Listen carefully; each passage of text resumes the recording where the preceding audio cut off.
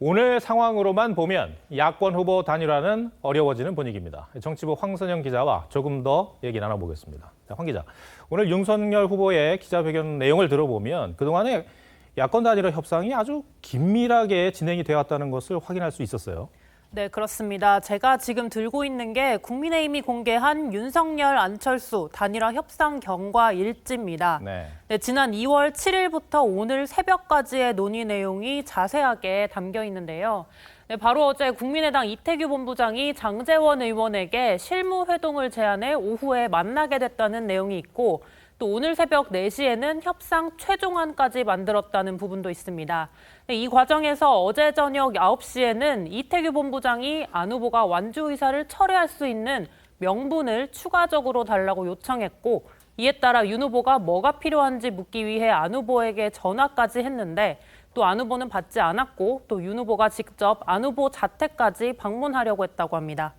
그러니까 윤석열 후보가 안철수 후보를 직접 찾아가서 정중하게 요청하는 모양새를 만들려는 그런 의도였겠군요. 네, 그렇습니다. 하지만 안 후보는 자택에 가지 않고 바로 목포로 이동했습니다. 네, 그 이후 이태규 선대본부장은 윤 후보가 공개 기자회견을 열어서 안 후보에게 만남을 제안해달라고 요청했다는 겁니다. 네, 그러다가 장제원, 이태규 두 사람이 합의한 내용을 추인하기 위한 만남을 기다리던 중에 오늘 오전 9시쯤 돌연 안 후보가 협상 결렬을 통보했다는 게 윤 후보 측 설명입니다. 오늘 윤석열 후보의 기자회견을 보면 왜 협상을 결렬시킨 건지 이태규 본부장도 모른다는 그런 주장을 했었어요. 그리고 그동안 안철수 후보는 윤석열 후보 그리고 그 국민의힘 측이 아무런 반응을 보이지 않았었다 이런 주장을 해왔었는데 근데 그게 실제로는 아니었다는 겁니까? 네, 그렇습니다. 좀 국민의당 측에서는 이게 전권을 위임받은 협상이 아니라 상대의 의중을 파악하는 수준의 만남이었다, 이런 입장입니다. 네. 국민의힘에서는 협상 과정에서 최종 합의안까지 나왔다고 했었잖아요. 근데 그 합의안 내용이 좀 파악된 게 있습니까?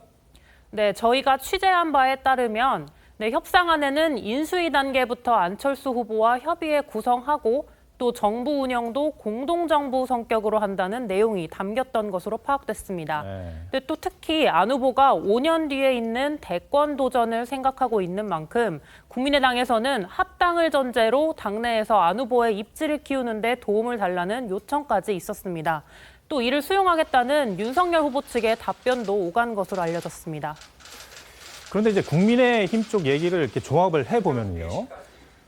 그러니까 물밑에서는 협상이 잘 진행이 되다가 이게 안철수 후보에게 보고만 되면 그때부터 매번 뭔가 틀어지는 양상이 반복이 된다는 거예요. 그 이유가 뭘까요?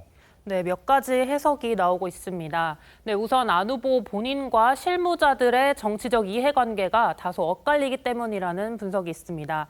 네, 아무래도 의원들이나 실무진 입장에서는 대선 이후 당의 존립이 불확실한 상황인 만큼 단일화 협상이 더 절박했을 수 있겠죠. 네. 네, 또 여기에다가 안 후보의 부인인 김미경 씨의 뜻도 협상 결렬의 중요한 배경이라는 분석이 국민의당 내부에서도 나오고 있습니다.